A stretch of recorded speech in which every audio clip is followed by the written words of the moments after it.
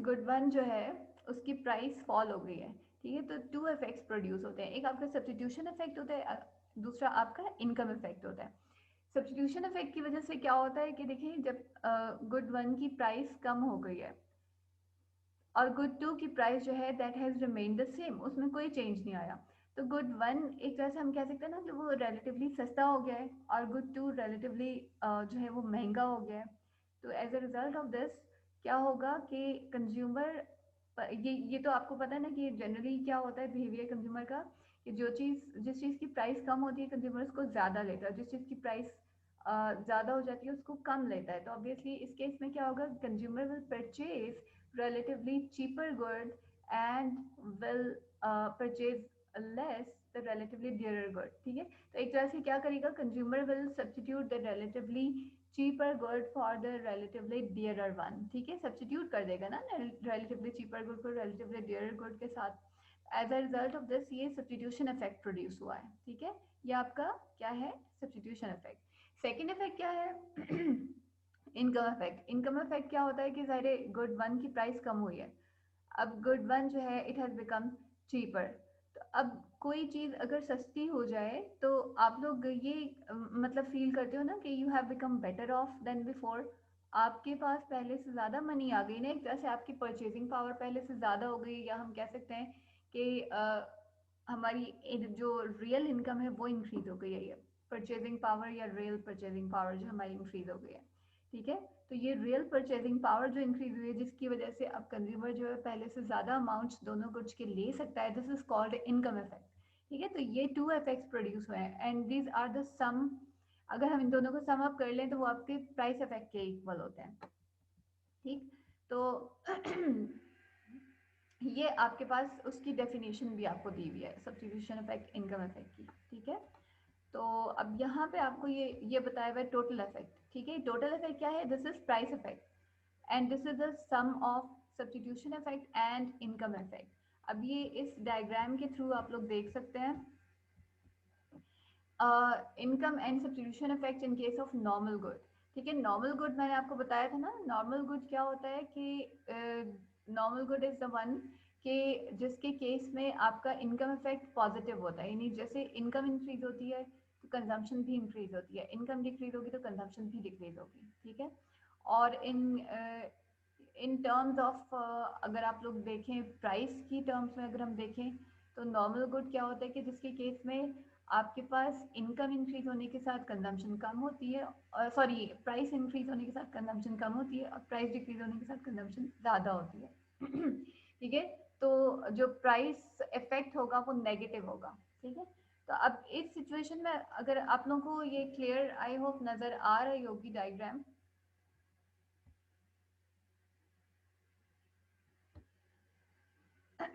ठीक है। अब यहाँ आप लोग देख सकते हैं कि ये हमारे पास इनिशियल जो है बजट लाइन कौन सी है हमारे पास, आर एस है, ठीक है। R S budget line initial budget line है। The consumer is initially in equilibrium at this point, ठीक है, ये ऑप्टिमल पॉइंट है जहाँ पे कंज्यूमर जो है C1F1 quantity clothing sorry clothing और फूड की ले रहा है, ठीक है। फूड एक्स एक्सेस पे, क्लॉथिंग हमने वाई एक्सेस पे लिया, तो C1F1 क्वांटिटी वो ले रहा है now what happens when price of food decreases, food की प्राइस डिक्रीज होगी तो इसका इफेक्ट क्या होगा, the budget line will rotate to the right on the X axis, ठीक है। ये आपकी न्यू बजट लाइन RT बन जाएगी, RT new budget line after the fall in price of food, ठीक है, फूड की प्राइस डिक्रीज होने के साथ। तो न्यू ऑप्टिमल जो बंडल होगा दैट विल बी बी, ठीक है। बी जो है वो न्यू ऑप्टिमल पॉइंट हो जाएगा, consumer will move from point A to B as a result of price effect, ठीक है। या टोटल इफेक्ट की फॉर्म में कंज्यूमर कहाँ से कहाँ मूव करेगा, ए से बी की तरफ मूव करेगा। या हम अगर क्वांटिटीज की टर्म्स में, फूड की क्वांटिटी की टर्म्स में देखें तो F1 F2 जो है ये आपका टोटल इफेक्ट है या प्राइस इफेक्ट है, ठीक है। और अब हम इसको डिकम्पोज करें into income and substitution effects में, ठीक है। ये यहाँ से यहाँ तक आपका क्या है, टोटल इफेक्ट या प्राइस इफेक्ट है। हम इसको डिकम्पोज भी कर सकते हैं इसके टू इफेक्ट्स में, यानी कि इनकम और सब्स्टिट्यूशन इफेक्ट्स में। अब इनकम इफेक्ट में हमें इसको जो है वो करने के लिए, डिकम्पोज करने के लिए हमें क्या करना है, we have to reduce the income of the consumer in order to compensate for the rise in purchasing power। देखिए अब क्या हुआ है, फूड की प्राइस कम होने की वजह से एक तरफ क्या हुआ है कि कंज्यूमर की रियल परचेजिंग पावर इंक्रीज हो गई है ना। अब now the consumer feels himself richer than before, ठीक है, यानी उसके पास एक तरह से पहले से ज़्यादा मनी आ गई ना, उसको ये फील हो रहा है क्योंकि प्राइस कम हो गई गुड की। As a result of this ये इनकम इफेक्ट प्रोड्यूस हुआ है ना। इनकम इफेक्ट को शो करने के लिए हम क्या करेंगे, we have to draw an imaginary budget line, ठीक है। हम एक इमेजिनरी बजट लाइन ड्रॉ करेंगे which is parallel to the original budget line.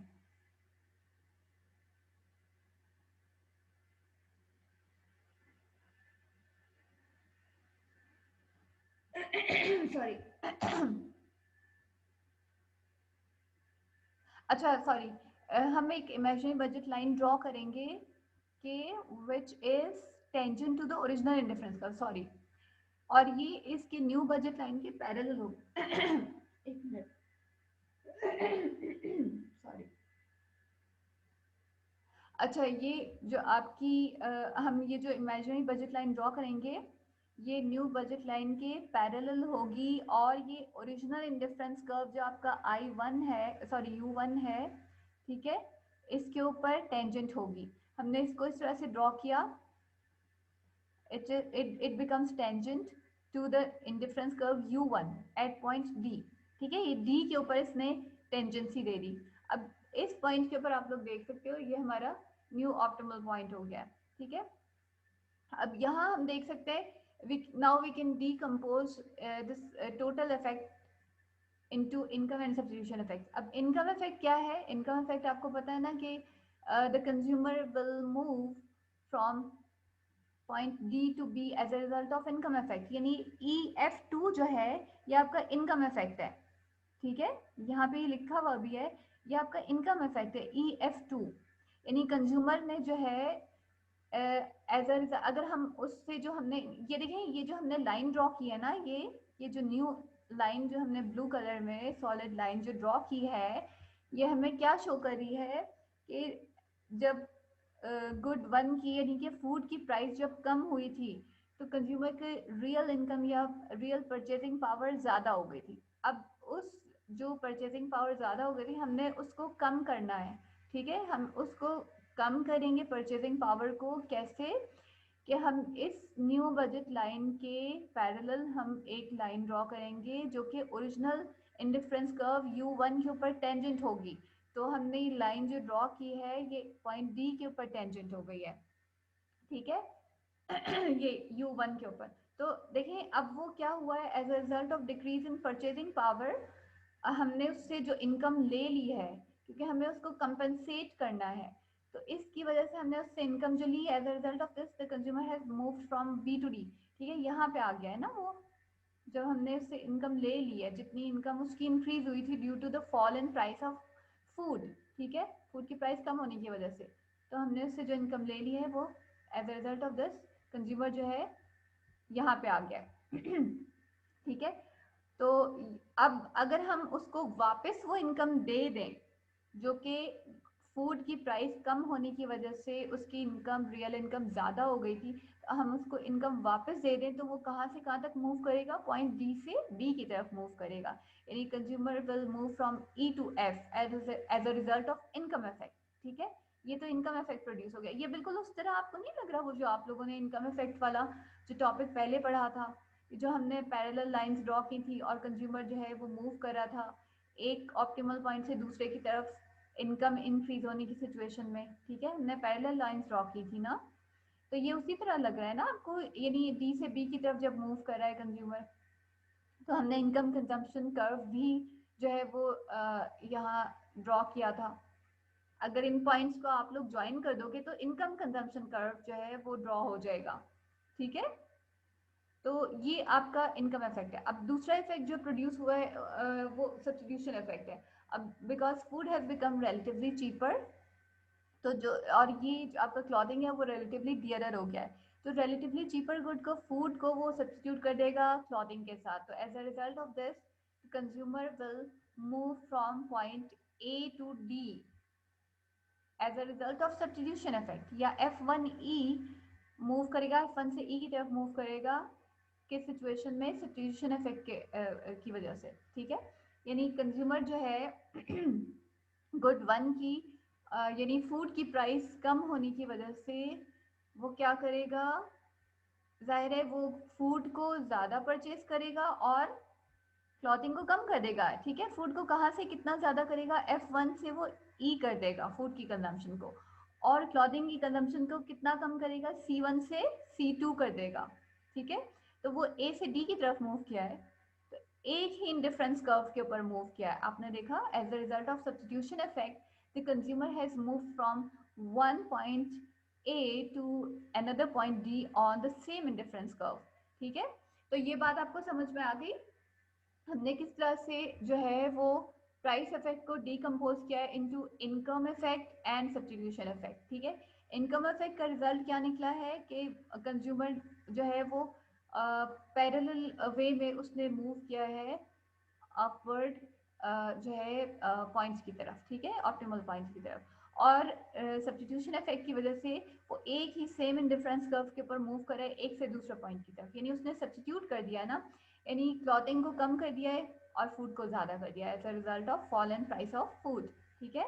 और as a result of fall in price of food उसने क्या किया है, मूव किया है डी से बी की तरफ as a result of income effect. और ये आपका पॉजिटिव इनकम इफेक्ट जो है वो प्रोड्यूस हुआ है यहाँ पे। पॉजिटिव का क्या मतलब है, इनकम इंक्रीज होने के साथ उसने कंजम्पशन भी ज़्यादा कर दिया है, ठीक है, यानी ये अपवर्ड की तरफ जा रहा है ना, आप देखें डी से बी की तरफ यानी ऊपर की तरफ जा रहा है, तो ये पॉजिटिव इनकम इफेक्ट प्रोड्यूस हुआ है।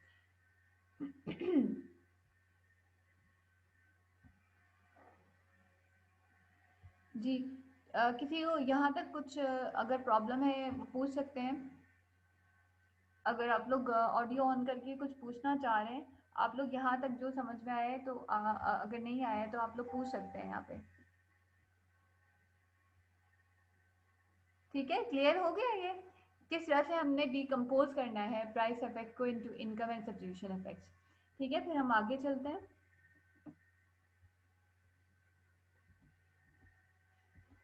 तो आपका क्या है, इनकम इफेक्ट पॉजिटिव है because this is a case of normal good, ठीक है, ये लिखा हुआ है ना क्लियरली आपका, ये नॉर्मल गुड का केस है जिसके केस में आपका इनकम इफेक्ट पॉजिटिव है, सब्स्टिट्यूशन इफेक्ट नेगेटिव है।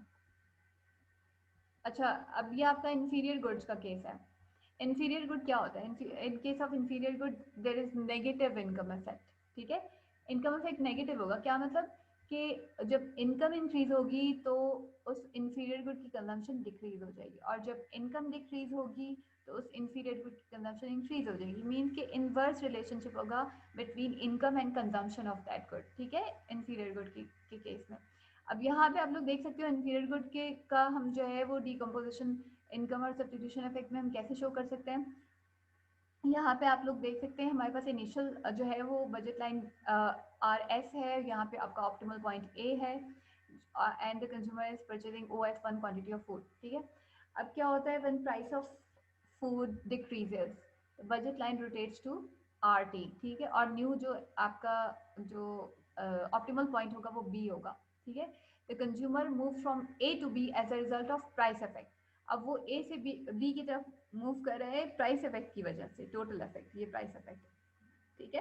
अब क्या होगा, हम इसको डिकम्पोज करेंगे into income and substitution effect. For this we have to draw the imaginary budget line that is tangent to the original indifference curve at any point, ठीक है। तो हमने ये बजट लाइन ड्रॉ की है, अब ये ओरिजिनल इंडिफरेंस कर्व के ऊपर किस पॉइंट पे टेंजेंट हो गई है, पॉइंट डी के ऊपर, ठीक है। अब ये पॉइंट आ गया। अब हम देख लेते हैं income effect and substitution effects. अगर हम पहले सब्स्टिट्यूशन इफेक्ट की बात करें as a result of consumption, as a result of fall in price of food, अब जो है हमने जो लाइन ड्रॉ की है इसकी वजह से जो सब्स्टिट्यूशन इफेक्ट प्रोड्यूस हुआ है because food has become relatively cheaper, and clothing has become relatively dearer. So the consumer will substitute relatively cheaper good for the relatively dearer one. तो क्या होगा, वो फूड की कंजम्पशन को ज़्यादा कर रहा है, क्लॉथिंग की कंजम्पशन को कम कर देगा, तो वो ए से डी की तरफ मूव कर रहा है as a result of substitution effect. ठीक है, तो F1E जो है ये आप लोग देख सकते हो, ये सब्स्टिट्यूशन इफेक्ट प्रोड्यूस हुआ है।